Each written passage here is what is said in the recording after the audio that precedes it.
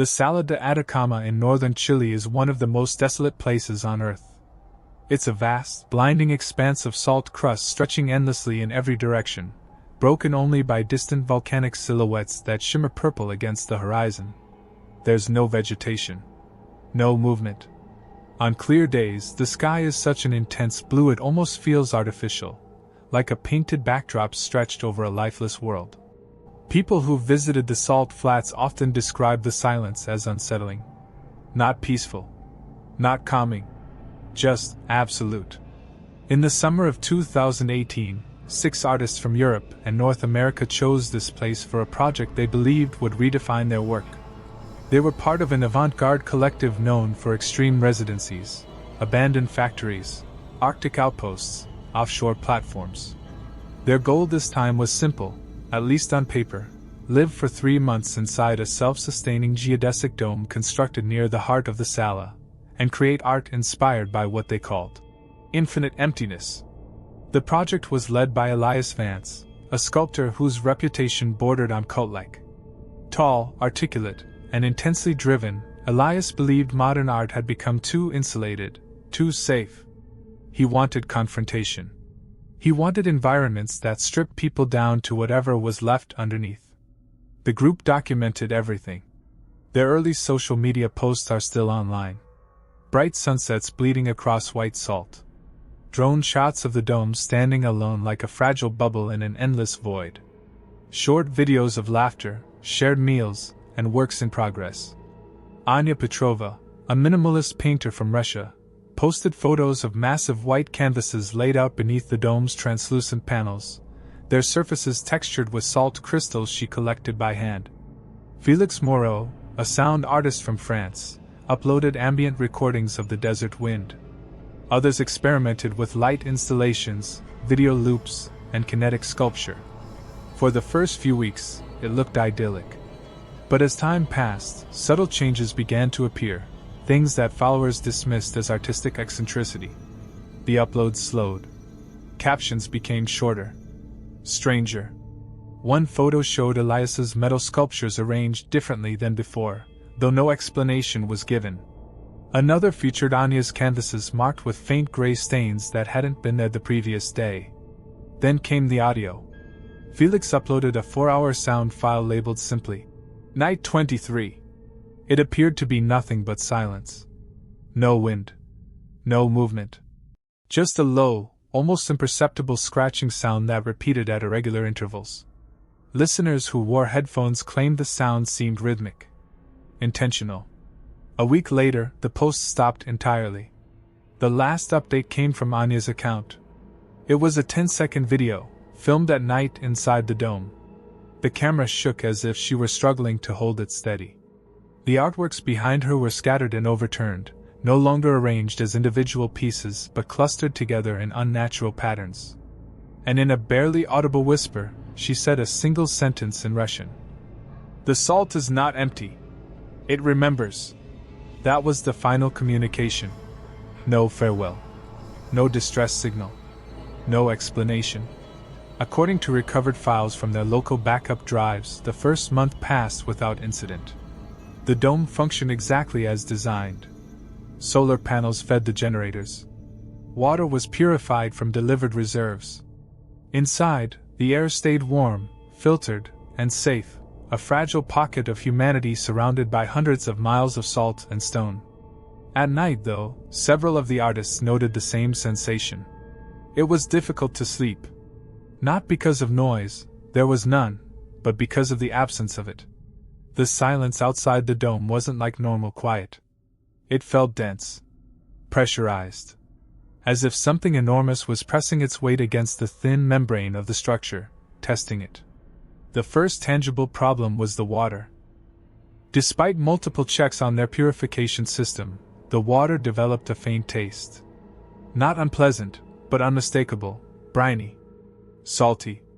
No matter which reserve it came from, no matter how often the filters were cleaned, it always carried the same subtle flavor, as if the flats themselves were bleeding through.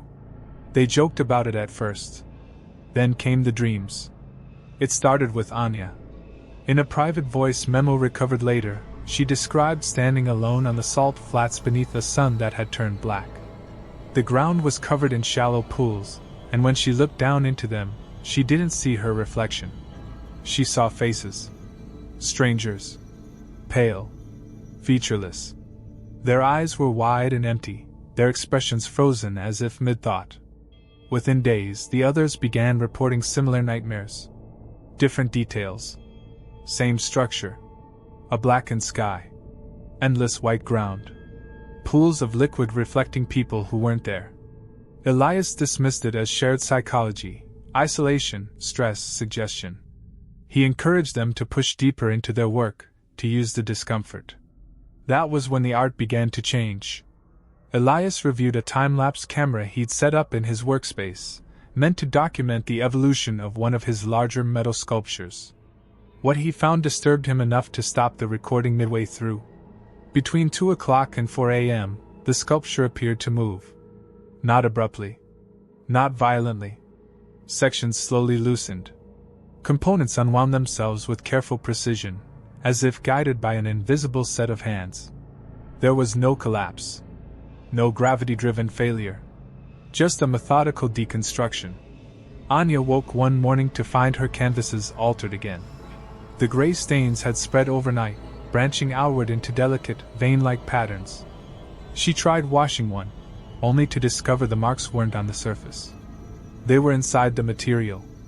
Felix slowed down his desert wind recordings, experimenting with frequency shifts. Beneath the static and air movement, he discovered something else, a slow, repeating pulse. A rhythm. Too steady to be natural. Too irregular to be mechanical. When he layered multiple nights together, the pulses aligned. Like a heartbeat.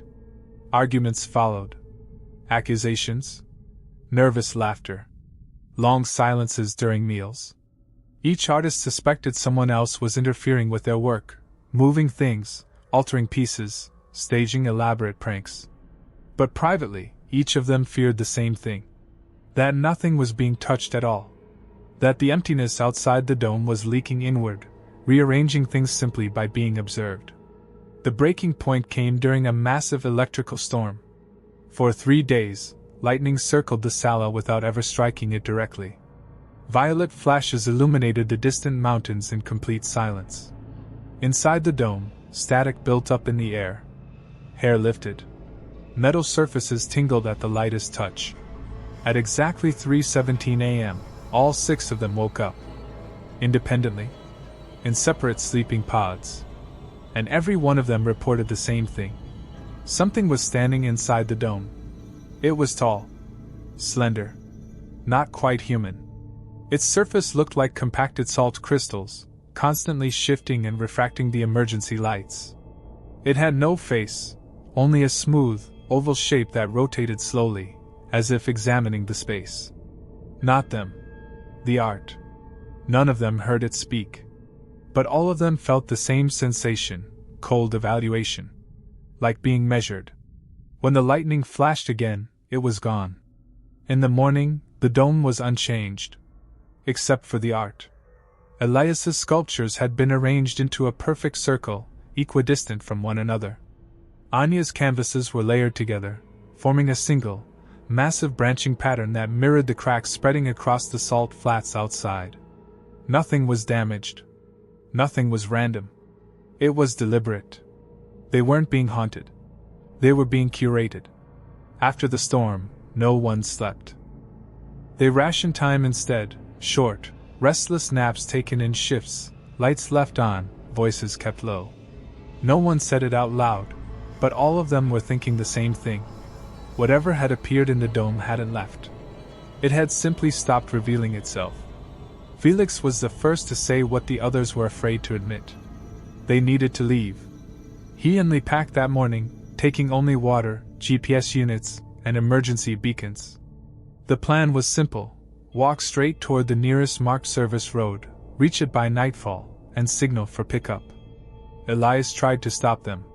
He spoke with an intensity that bordered on mania, insisting they were witnessing something unprecedented, a form of awareness born from mineral memory, awakened by attention and interpretation. To him, Leaving now meant abandoning a discovery that could redefine art itself. Felix accused him of losing his grip on reality. The argument ended when they quietly said, "The land is watching us." They left at dawn. The remaining four stood at the dome's entrance and watched them walk into the blinding white distance, their figures shrinking to dark pinpoints against the salt. For nearly an hour, they remained visible. Then, without warning, they were gone. No stumble. No sinkhole. No disturbance in the crust. One moment, two moving shapes. The next, nothing. Not even footprints leading to a point of disappearance. The tracks simply stopped. As if the ground had decided they were no longer necessary. Panic took hold. Camille and Sam retreated inward, spending hours seated against the dome's inner wall, staring at the spreading salt stains like insects trapped in amber. Anya began recording messages for her family, whispering in Russian, her voice thin and exhausted. She spoke of love, regret, and the fear that whatever she was becoming could no longer return home. In the background of one recording, Elias can be seen dismantling the communications equipment.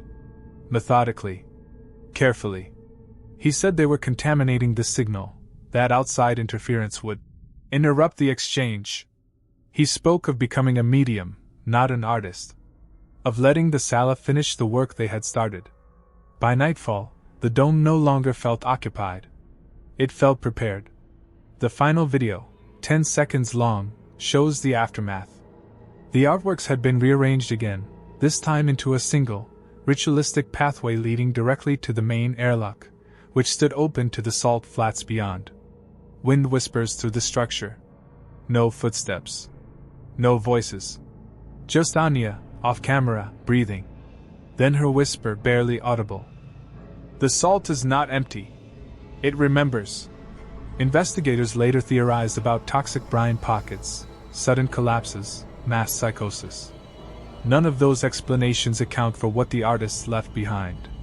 All personal belongings remained. Diaries. Clothing. Passports. Footprints led from the dome into the flats, stopping abruptly after 100 yards. Not faded, not eroded, but ending cleanly, as if the walkers had been lifted straight up from the surface. No bodies were ever found. For those who believe consciousness requires flesh, the case remains unsolved. For those who believe memory can exist in stone, in pressure, in crystal, the answer is simpler. The Atacama salt flats are not empty. They are an archive. And when 6 artists tried to capture its silence, the silence captured them instead. If you want more stories that haunt the spaces we think are empty, hit subscribe and don't miss the next tale.